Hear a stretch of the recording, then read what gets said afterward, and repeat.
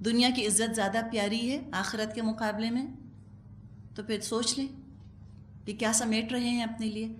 تو ضرور ہی ہم بیٹھ کے اکیلے میں تنہا، کسی کے سامنے نہیں، کنفیشنز نہیں کرنے. کنفیشن اسلام کا مزاج نہیں.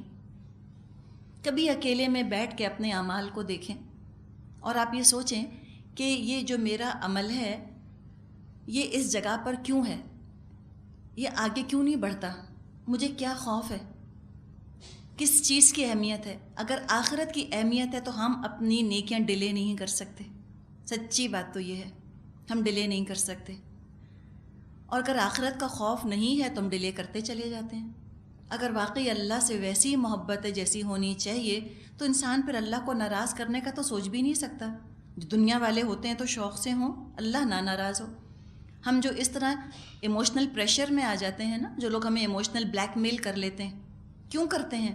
اسی کہ اللہ کی محبت بہت کم ہے اور انسانوں کی محبت بہت زیادہ ہے. تو لہٰذا ہمیشہ آخرت ڈیفر ہوتی چلی جاتی ہے، دنیا کو پریفر کرتے چلے جاتے ہیں کہ فور دا ٹائم بینگ جو ارجنسی ہے وہ دنیا کی ہے.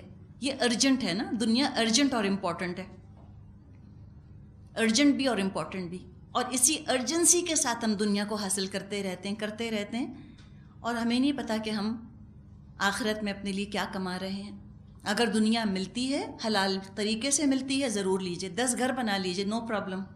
لیکن اگر حرام میں انڈلج ہونا ضروری ہے دنیا حاصل کرنے کے لیے تو فائدہ اس دنیا کا کیا دے گی وہ؟ دنیا میں اتنا آرام کر کے پھر جہنم کو اپنا ٹھکانہ بنا لینا، یہ تو عقل مندی نہیں. اب دوسرا ایک منظر ہے جو بیان کیا گیا، فرمایا وَأَمَّا مَنْ خَافَ مَقَامَ رَبِّهِ وَنَهَى النَّفْسَ عَنِ الْهَوَىٰ فَإِنَّ الْجَنَّةَ هِيَ الْمَأْوَىٰ.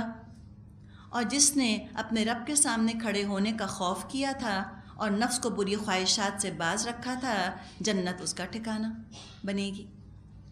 پھر آپ دیکھیں، پھر ڈرنے کی بات آ گئی. من خاف مقام ربہ، جو ڈرا اپنے رب کے سامنے کھڑے ہونے سے.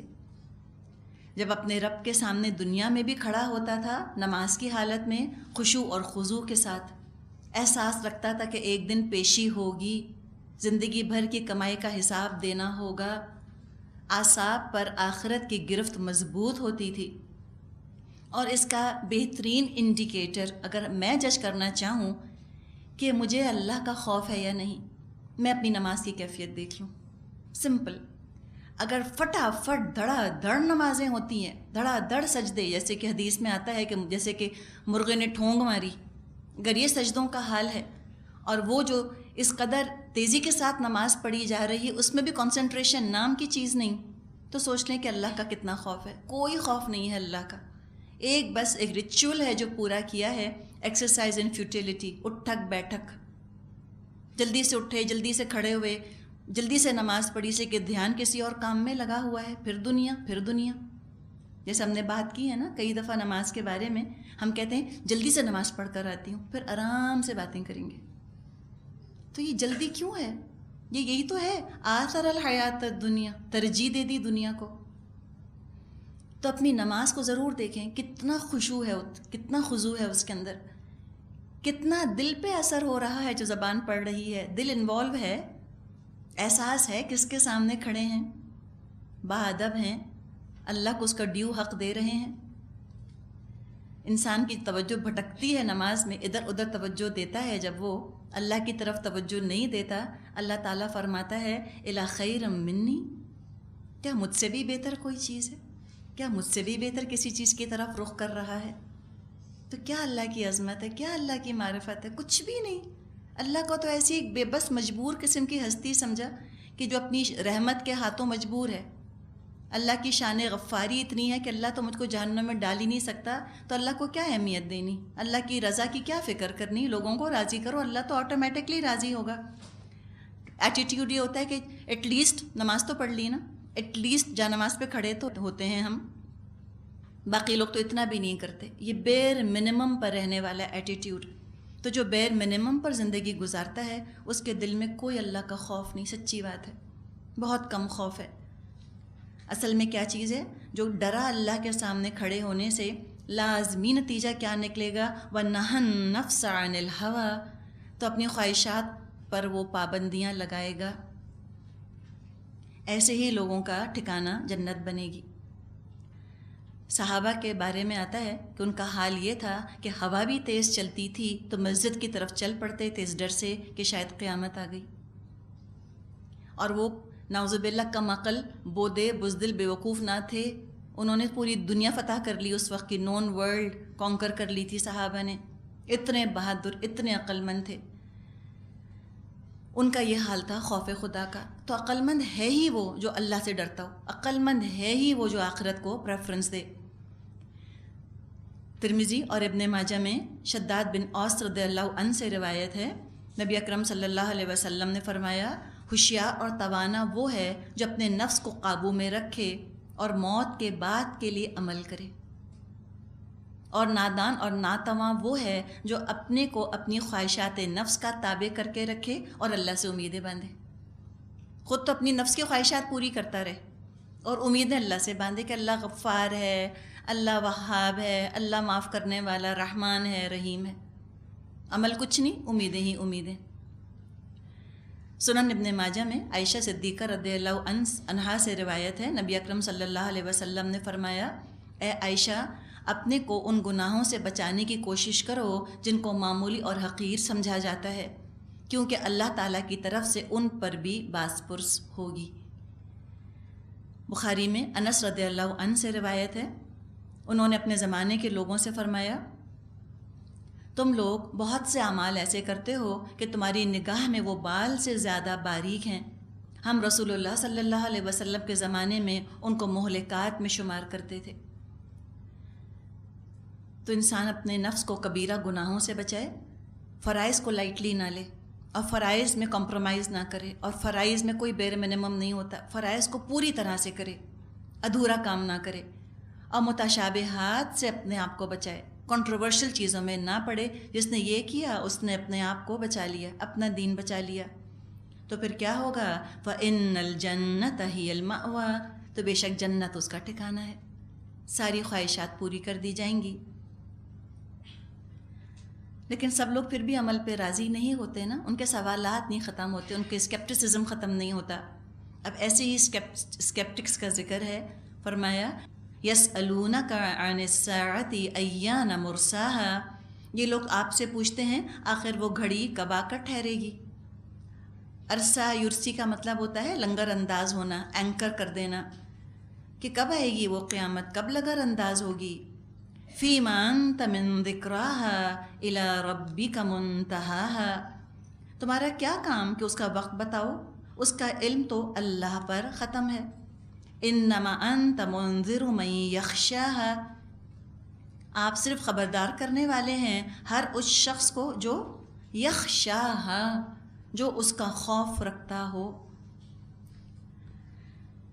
لوگ آ کر پوچھتے تھے اللہ کے رسول سے کہ کب آئے گی قیامت، اسکیجول بتائیے، ٹائم ٹیبل بتائیے،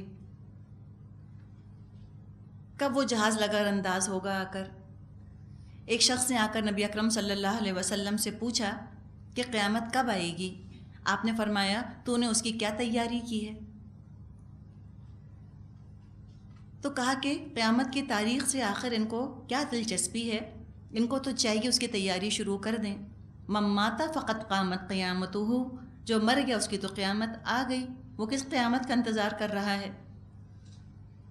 تو فرمایا کہ آپ تو بس خبردار کرنے والے ہیں، قیامت کا آنا اللہ کے علم میں ہے اور کسی مخلوق کو اللہ نے قیامت کا علم نہیں دیا، آپ بس خبردار کرنے والے ہیں اس کو جو ڈرے، جس کے دل میں خشیت ہوگی وہی ان آیات کو پڑھ کر خود کو بچانے کی فکر کرے گا، یا آیات پڑھ کر کانپے گا۔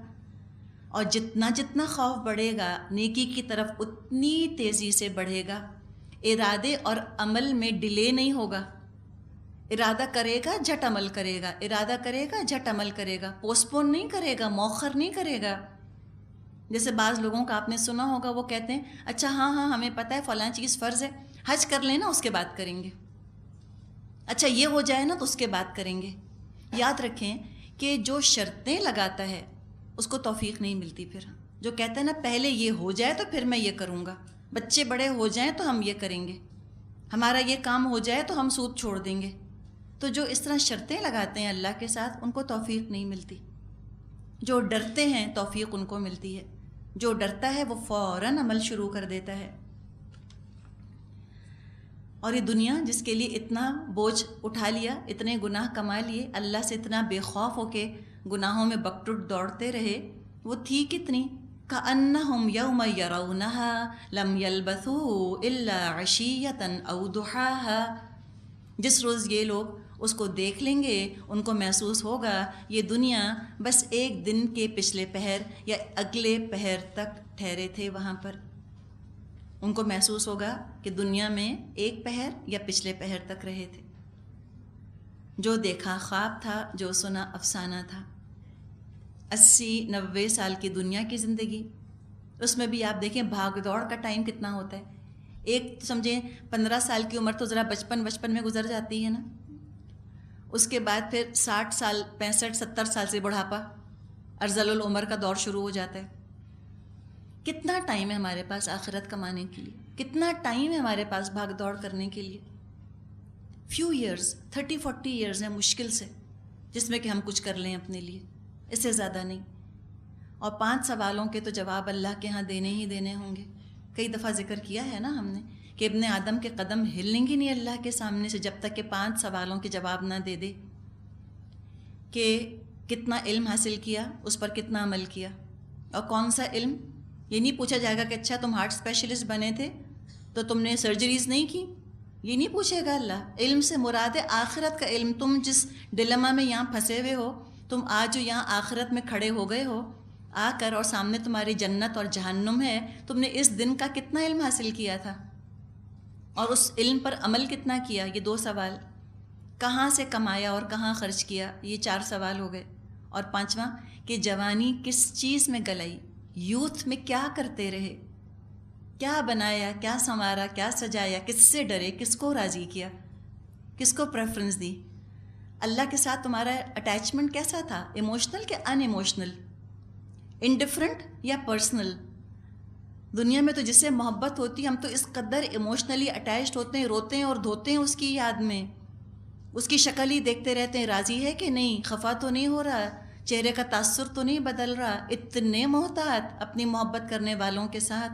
تو کبھی اللہ کی فکر ہوئی کہ یہ جو میرا حلیہ ہے، میں جو بول رہی ہوں، یہ جو میں جس طرح کی چیزیں دیکھ رہی ہوں، جو میں کر رہی ہوں، اس سے اللہ کا چہرے کا تاثر تو نہیں بدل رہا، اللہ کو غصہ تو نہیں آ رہا، اللہ کو افسوس تو نہیں ہو رہا میرے حال پہ، اللہ ناراض تو نہیں ہو رہا؟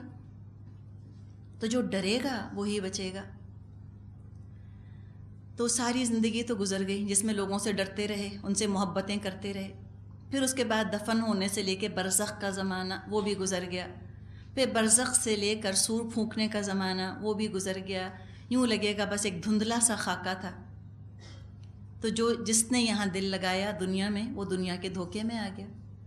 کسی نے کہا ہے نا کہ کیا ہے تو نے متاع غرور کا سودا، دھوکے کا سامان خریدا ہے، مراج خرید رہے ہو، میک بلیف لے رہے ہو، اس کی ایگزسٹنس نہیں ہے، وجود نہیں ہے، تم کیا سراب خرید رہے ہو؟ تم خواب خریدتے ہو۔ تو خواب کون خریدتا ہے؟ جو بے وقوف ہوتا ہے۔ نبی اکرم صلی اللہ علیہ وسلم نے فرمایا ہے کہ تم سب سو رہے ہو، قیامت آئے گی تو جاگ جاؤ گے۔ تو حقیقت کا سودا کرنے کی ضرورت ہے۔ اللہ تعالی ہم سب کو اس کی سمجھ عطا فرمائے، آمین یا رب العالمین۔ والآخر دعوانا ان الحمد للہ رب العالمین۔ سبحانک اللہم و بحمدک نشہد ان لا الہ الا انت نستغفرک و نتوب الیک۔ السلام علیکم ورحمۃ اللہ وبرکاتہ۔